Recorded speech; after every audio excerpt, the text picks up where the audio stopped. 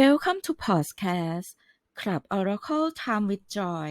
ผู้นำผิวสีอังกฤษคนใหม่หนุ่มสุดในรอบ200 ปี The Power of Indian คุณผู้ฟังคะสวัสดีคุณผู้ฟังทุกท่านนะคะยินดีต้อนรับเข้าสู่ครับ Oracle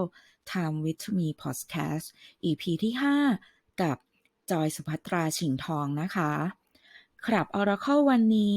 ขอร่วมแสดงความยินดีกับผู้นำอังกฤษคนใหม่ที่เป็นผู้นำผิวสีและหนุ่มสุดในรอบ200-210 ปีนี้กันเลยนะคะอีกทั้งท่านยังมีเชื้อสายมาจากประเทศอินเดีย The Power of Indian Man Britain Prime Minister Rishi Sunak วันนี้เราจะมาทำความรู้จักกับท่านนายกรัฐมนตรีอังกฤษคนใหม่ท่านนี้กันดูหน่อยนะคะคุณริชีซูนักนายกรัฐมนตรีอังกฤษคนใหม่เชื้อสายอินเดียคนแรก The Power of Indian Man ช่วงไม่กี่วันมานี้มักเห็นข่าวในหน้าหนังสือพิมพ์หรือสื่อออนไลน์ต่างๆได้นำภาพชายหนุ่มผิวสีคนหนึ่งที่มีท่าทีดูมุ่งมั่นแข็งแกร่งดุดันและดูสายตาที่ไม่หยิ่ระหรือเกรงกลัวต่อสิ่งที่เขากำลังเผชิญอยู่ตรงหน้าแม้แต่น้อย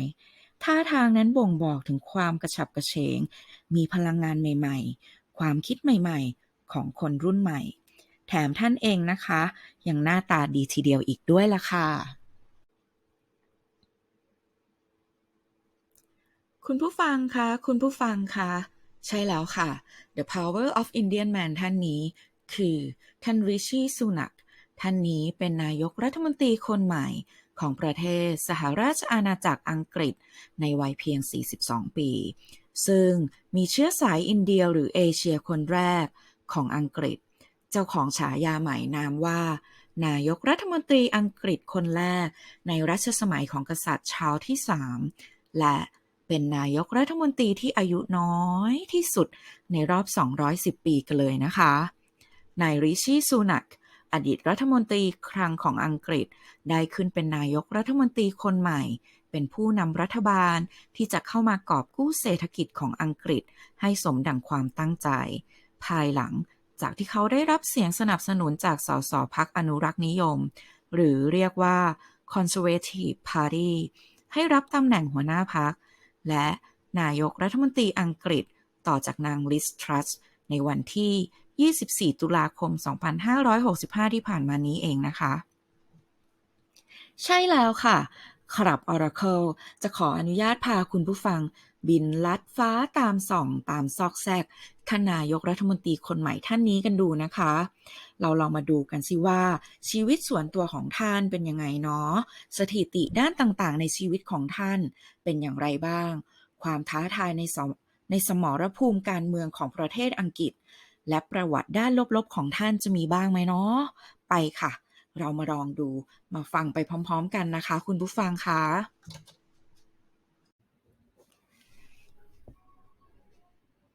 ด้านแรกชีวิตส่วนตัวของริซี่ซูนักที่หลายคนอาจไม่เคยรู้คือ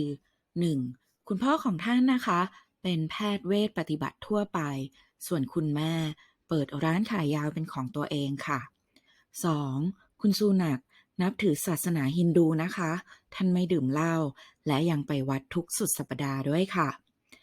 3. ท่านจบการศึกษา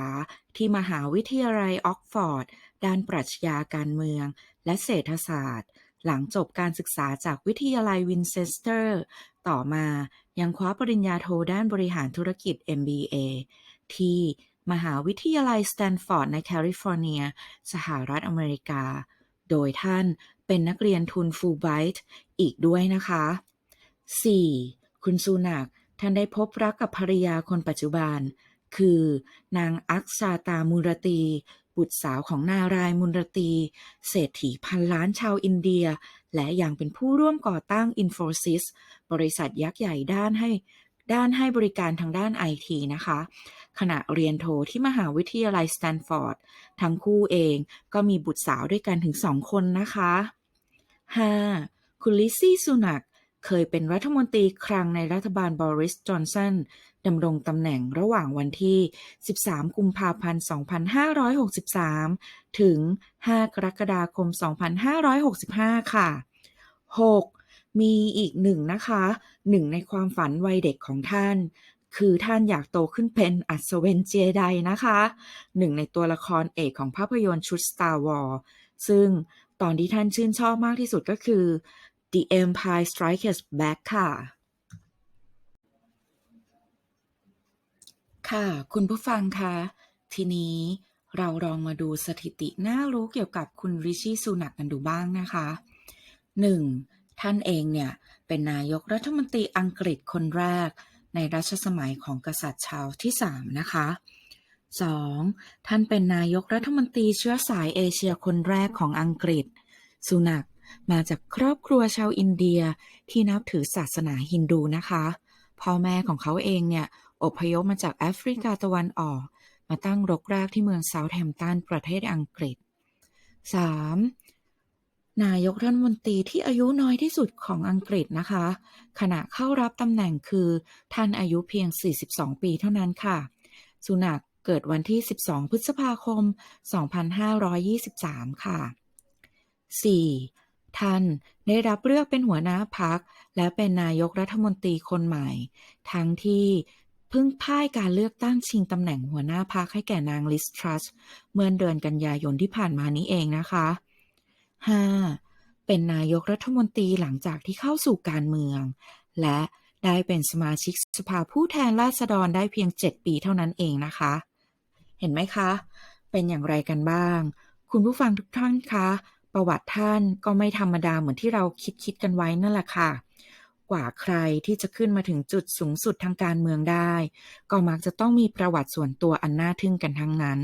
ถูกต้องไหมคะ แต่ในโลกนี้คงไม่มีใครที่จะเพอร์เฟกต์ไปซะหมดหรอกค่ะ ดังนั้นครับ Oracle จึงขออนุญาตนำข้อมูลด้านลบๆของท่านมาให้คุณผู้ฟังฟังเป็นน้ำจิ้มกันดูบ้างนะคะ เรื่องราวในด้านลบของท่านมีอะไรบ้าง ทางครับ Oracle พยายามหาแล้วเจอแค่2ข้อเองค่ะ คือ 1. ชื่อเสียงของท่านเริ่มเสียหายตั้งแต่การถูกตำรวจปรับฐานที่ละเมิดกฎล็อกดาวน์ที่ทำเนียบนายกรัฐมนตรีเมื่อเดือนมิถุนายน 2563 ที่ผ่านมานะคะ อันนั้นข่าวที่ออกมาคือถูกปรับทั้งคณะเกือบทั้งคณะเลยค่ะ เพราะว่ามีปาร์ตี้หลังจากงานที่ท่านประชุมหรือว่า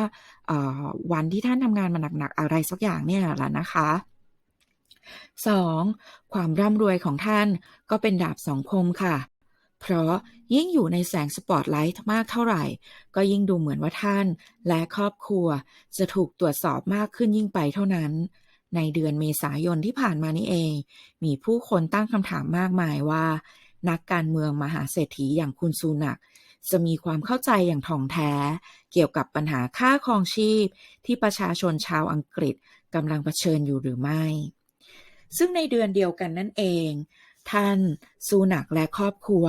ต้องเผชิญกับการตรวจสอบทางการเงินอย่างเข้มข้นทำให้เรื่องการเสียภาษีของอาชาตรีมูรตีทายาทมหาเศรษฐีผู้เป็นภรรยาของเขาต้องถูกนำมาเปิดเผยต่อสาธารณชนเลยนะคะค่ะถัดมาเราลองมาดูกันในส่วนของ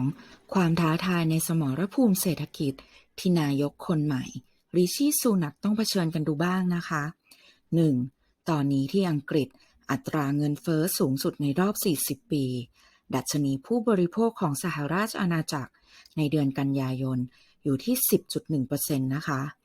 กลับไปทำสถิติสูงสุดในรอบ 40 ปีอีกครั้งเลยทีเดียว เพิ่มขึ้นจากระดับ 9.9% ในเดือนสิงหาคม และกลับไปเท่ากับระดับเงินเฟ้อในเดือนกรกฎาคมที่ 10.1% เลยค่ะ มันเป็นตัวเลขที่สูงกว่าตลาดคาดการไว้ถึง 10% เลยนะคะ 2. อัตราดอกเบี้ยสินเชื่อที่อยู่อาศัยเพิ่มขึ้นสูงสุดในรอบ 10 ปี อัตราสินเชื่อที่อยู่อาศัยในสหราชอาณาจักรนั้นยังคงเพิ่มขึ้นอย่างต่อเนื่องแต่ระดับสูงสุดในรอบ 14 ปี โดยอัตราคงที่เฉลี่ยอยู่ที่ 2 ปีและ 5 ปี โดยเพิ่มขึ้นเป็น 6.65% และ 6.51% ตามลำดับเนื่องจากต้นทุนการกู้ยืมของสหราชอาณาจักรยังคงสูงขึ้นขณะที่ธนาคารกลางอังกฤษ BOE คาดว่าจะขึ้นอัตราดอกเบี้ยอีกครั้งในเดือนพฤศจิกายนเพื่อควบคุมอัตราเงินเฟ้อนี้ 3. ภาวะเศรษฐกิจถดถอยเจาะลึกขึ้นโดยก่อนหน้านี้ธนาคารกลางอังกฤษได้ออกมาเตือนว่าเศรษฐกิจอังกฤษจะเผชิญภาวะถดถอยยาวนานกว่า1ปี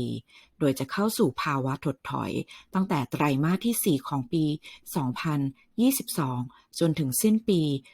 2023 กันเลยนะคะ 4. วิกฤตความเชื่อมั่นของตลาดการเงินของสหราชอาณาจักรดิ่งลงสู่ความโกลาหลเมื่อวันที่23กันยายนหลังจากที่คาวาซี่ควอเทนอดีตรัฐมนตรีคลังเปิดเผยงบประมาณแผ่นดินฉบับย่อมินิบัดเจ็ตมูลค่ากว่า 4.5 หมื่นล้านปอนด์ที่ทำให้ธนาคารกลางอังกฤษถูกบังคับให้ซื้อพันธบัตรฉุกเฉินเพื่อขัดขวางการเทขายอย่างรวดเร็วคุณผู้ฟังคะสุดท้ายนี้นะคะไม่มีอะไรในโลกที่สามารถแทนที่ความเพียรพยายามได้คนมีพรสวรรค์แต่ไม่ประสบความสำเร็จมักหาได้ง่ายในยุคสมัยนี้คนอัจฉริยะที่ไม่มีผลงานอะไรเลยก็แทบเกลื่อนกราดในยุคปัจจุบันและคนที่มีการศึกษาก็ต่างตกงานกันเป็นทิวแถวเลยนะคะแต่ในมุมกลับกัน in the flip view คนที่มีความเพียรและความตั้งใจต่างหากนะคะที่จะสามารถยืนหยัดอยู่ได้เครดิตคำแห่งแรงบันดาลใจโดยคาร์วินคูนลิชนะคะค่ะคุณผู้ฟังคะสุดท้ายนี้นะคะขอเพียงตั้งรับอย่างมีสติไม่ว่าท่านจะทำเรื่องเล็กหรือไม่ว่าท่านจะทำเรื่องใหญ่สุดท้ายเราทุกคนจะผ่านมันไปได้ค่ะมันจะกลายเป็นบทเรียนอันล้ำค่าของการเติบโตและเรียนรู้ที่จะใช้ชีวิตนะคะครับ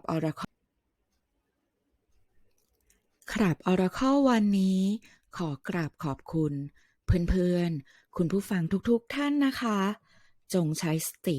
และใช้ชีวิตอย่างมีทางออกเสมอขอเป็นกำลังใจให้กับทุกๆคนนะคะขอบคุณค่ะคุณผู้ฟังคะขออนุญาตนะคะอย่าเพิ่งปิดคลิปนะคะขออีกนิดนะคะรบกวนเพื่อนๆคุณผู้ฟังทุกๆท่านกดติดตาม Subscribe ไลค์แชร์กันดังๆเพื่อเป็นกำลังใจให้กับพอดแคสเตอร์หน้าใหม่คนนี้ด้วยนะคะเพื่อนๆคุณผู้ฟังมีกำลังใจให้อยากจะเลี้ยงกาแฟกลับมา